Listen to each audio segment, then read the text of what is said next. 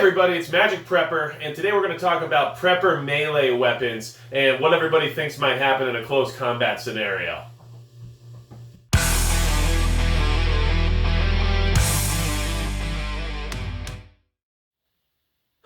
Alright, so here we have a sampling of your average melee weapons that most preppers seem to have stashed around somewhere in their house. These range in different forms of quality and basically have the same concept, but I think a lot of us have a lot of these same ideas when it comes to what you might use in a melee or combat situation not involving a ranged weapon. And these are, for me, probably the most obvious choices. Now, there are a lot of caveats out there. Maybe some of you guys like warhammers, maybe some of you like axes, maybe some of you plan on using a chain or some kind of a flail. Whatever you plan on using, that's great. But this is just what I think most people kind of think of when it comes to prepping and survivalism and having weaponry to use in a close combat, hand-to-hand style scenario. So just to get started, I want to talk about what I have laying out here. So here is my good old K-bar, fighting style knife. To me, this is one of the knives I chose to actually have on my side when it comes to a survival situation. I've always liked K-bars. They're not as expensive as some of the other competitors out there. They definitely do the job of being a sturdy, well-designed knife that can do everything it's asked to do, and I just like it. It also definitely fills a role of close combat and melee. The blade is long enough to be effective at a closer range, while at the same time not being so short or so thin that it doesn't decapacitate whoever you might be in combat with as quickly as you might like. So, obviously a fighting knife is probably 90% of people's first choice of a close combat weapon. It's what you're going to have on your belt, it's what you're going to carry around with you, and it's what's going to be easily accessed when any scenario comes up. And if you're in a firefight or some kind of a battle situation where possibly you're out of ammunition or you reload and somebody comes up close on you at that point in time, usually this style of fighting knife or survival knife is going to be your first go-to line of defense. These other melee weapons might be accessible at that time, but generally you're going to have these around because of your lack of ranged weaponry, or because maybe you've gotten to that point where ammunition's scarce or whatever it might be. So the other thing we have here, this is a Cold Steel Dragonfly series katana. This is one of their battle-ready katanas. It is made specifically for people of an American stature. And when I say that, what I mean is the blade is longer, thicker, and heavier than your average katana / samurai sword. So the reason they built it this way is that it has a little bit extra weight on the tip of the blade, which makes it easier for chopping and slicing and swinging it through the air with a little bit more force behind it. So this sword is actually specifically designed to be combat ready. Now, it's very pretty and it's a nice looking sword, and in a little bit here we'll take it out of the sheath so you guys can see it. But in all reality, it's very effective as a close quarters, close range weapon. Obviously, a sword is one of the most effective ways to stay at a distance but still be able to, put out a lot of serious damage. And I really like swords for that aspect. Some of you might be a bigger fan of something maybe along the lines of a bow staff or a spear. Spears are very effective. That's why most general infantry throughout history carried spears, because even if you're not well trained, the additional length and the ability just to stab forward at your target with a spear of some kind is definitely going to be a little easier to train than using a sword and having swordsmanship.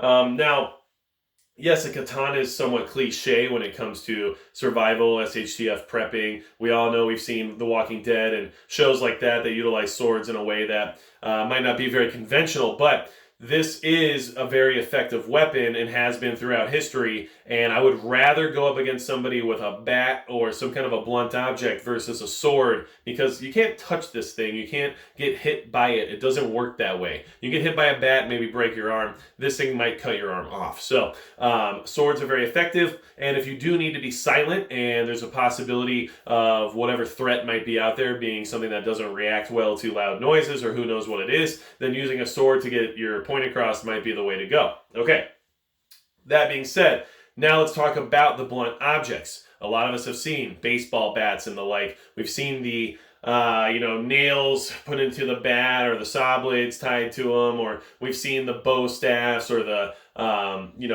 heavy wood canes and clubs, the shillelaghs, all that kind of stuff, right? All those are great. My example of the blunt object for prepper melee is going to be this wrecking bar, which is basically just an oversized crowbar that I have so lovingly attached a tennis racket grip to.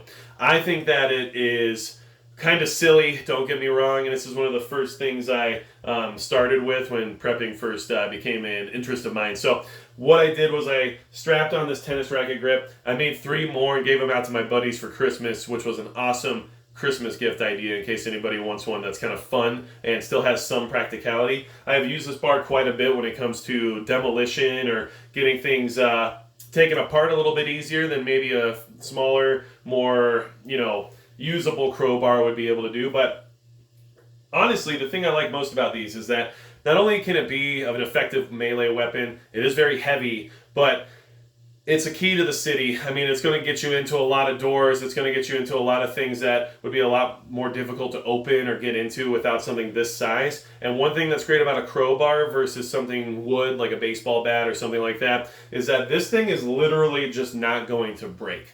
At worst, it's going to get bent, but there's no chance that this thing is just going to break while using it or while using it in the sense of melee combat. I mean, there's no sword that's going to cut through this unless there's some ancient magical sword I don't know about. And there's also no other melee weapon that's going to break this item. This item is not going to suddenly disintegrate in your hands and become unusable. So I do like it for that. It's extremely heavy, but I really wouldn't want to fight somebody that had one of these in their hands. And I can tell you that even though I'm, 6'3" and 230 pounds, it's still a heavy thing to be swinging around. So, of course, blunt objects are just that. I like them. They decapacitate really well. They don't have to cut things off of people, which I don't think is necessarily what anyone desires to do. And at the same time, this thing will just never break. It's never going to go bad. You're going to have it forever. So just an idea for you guys if you're looking for a blunt object style form of self-defense. You don't have to get a bat or a staff. You can always just get a good old wrecking bar. And then last but not least is going to be your machete. Machetes are, of course, probably going to be most people's secondary line of close combat defense before maybe like a fighting knife, because they're very functional. They're good for cutting down brush. You're going to use them in a lot more aspects than fighting, per se, and I think that a machete is definitely something worth having. This is a cheaper machete from Big Five. It's from Elk Ridge, but it is full tang, which I was impressed by considering the price point on it. Of course, having more than one machete is important, so pick some up. You don't have to get super expensive ones, especially if their main purpose is going to be weed whacking, because getting through the brush and stuff is very important if you're bugging out or having to get to a wilderness location. And the secondary offering that the machete comes with is the ability to defend yourself with basically the perfect medium between a sword and a knife.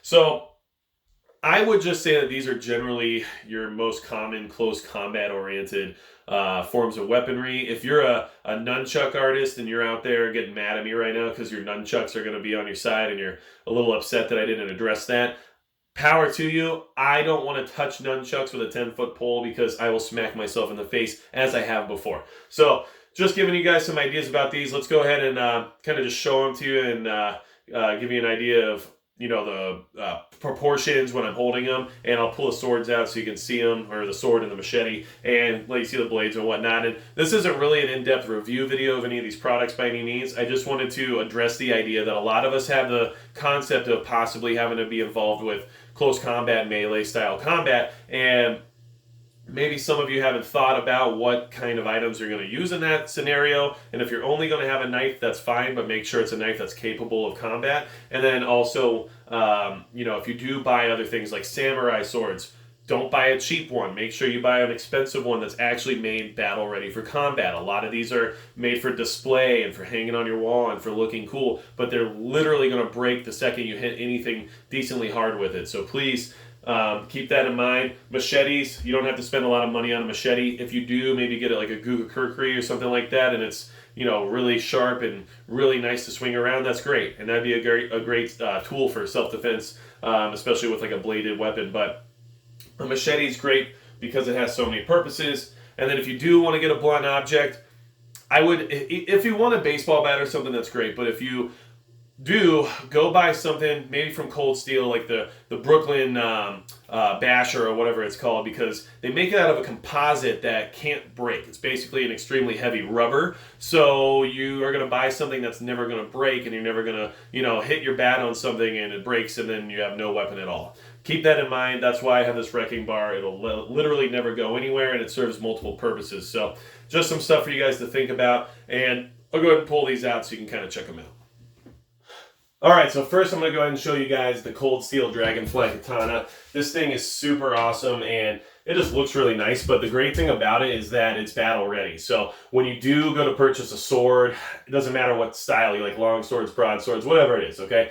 Just make sure it's battle ready and that they actually sharpened it and made sure it can handle some abuse, because this sword is actually made that way, and it's very expensive because of that, but it actually could be used in a real world situation. So this sword, as you can see, has some good length to it. It's very sharp. It's easy to wield, very lightweight. I don't have any problem swinging this thing around, and I'd be really worried about somebody coming up on me with one of these swords, let's be honest. So the one thing I will say is that the additional weight on the tip of the blade is actually really nice for being able to swing the sword blade around. It kind of just helps you in the same way as like a golf club, it gives you a little bit extra swing. You can rely on the weight of the blade instead of having to rely on the brute strength of yourself.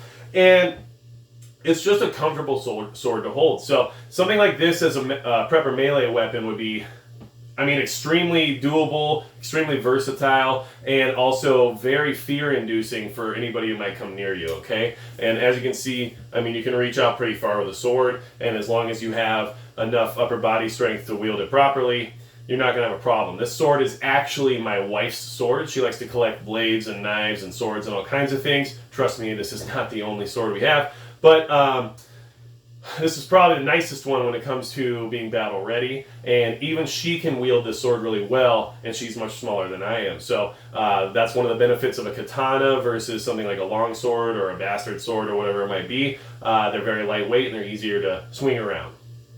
So we'll go ahead and put that back. Okay.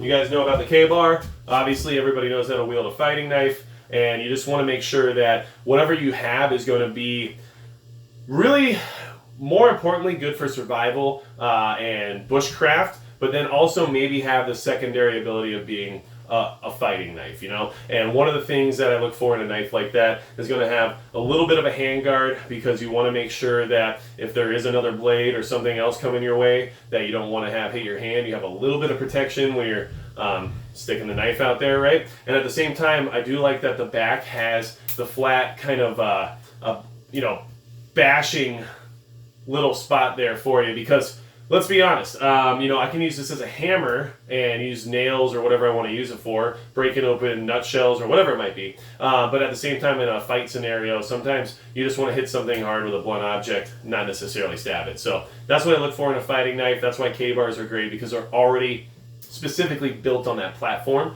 and you don't have to really think about the fact that you're sacrificing this or that for one or the other. Okay, this thing is not only hilarious, but it's also really just brutal. Let's be honest. So this is a wrecking bar with a tennis racket grip. It already looks like something out of a movie, and that's kind of what my whole plan was when I made these. I made these to give to my buddies and kind of joke about it, like, hey, now you have a sweet weapon for the apocalypse, right? And it looks like something like that, right? But at the same time, it's functional. I just used this to demo some wood beams that were, nailed crudely to the side of my house, and just busted them right out with this thing. And it's heavy, it's big, but you can still wield it. You can still hold it one-handed. It's not going to be an issue. And at the same time, it's never going to break. This thing is solid as a rock. I am not afraid of swinging this around, and I know whatever I'm going to hit isn't going to feel good afterward. So, if there is some kind of a robot apocalypse, I don't want to hit a robot with a baseball bat. I want to hit it with a wrecking bar. I'm just throwing that out there. So if you guys want a sweet gift idea, wrap some crowbars up with some tennis racket grips and hand them out, because I think it's awesome. Now, there is some legalities involved with that. Make sure you know your local restrictions and state laws, because apparently once you do that, things start becoming weapons instead of tools, and you got to make sure you know what you're talking about before you just go off handing out weapons to people, right? So keep that in mind. I'm not a lawyer. All right.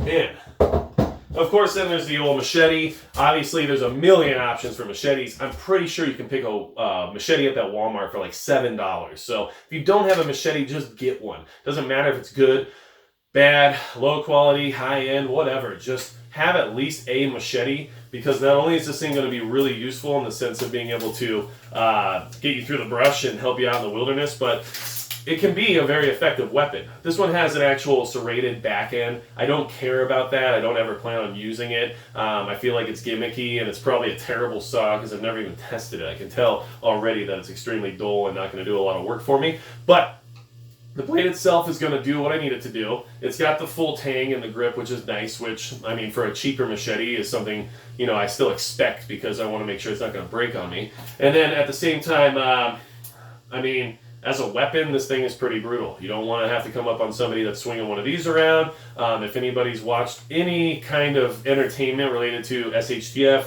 post-apocalypse, dystopia, or whatever you want to call it, you've seen somebody with a machete swinging it around and wrecking some havoc, right? Well, I mean, some things in Hollywood are exaggerated, but some things are relatively realistic, and it's very easy to wield a machete. There's really nothing easier to swing around than this guy, I'm not going to lie to you. And in a self-defense situation, which is what we're talking about, right? Self-defense, right?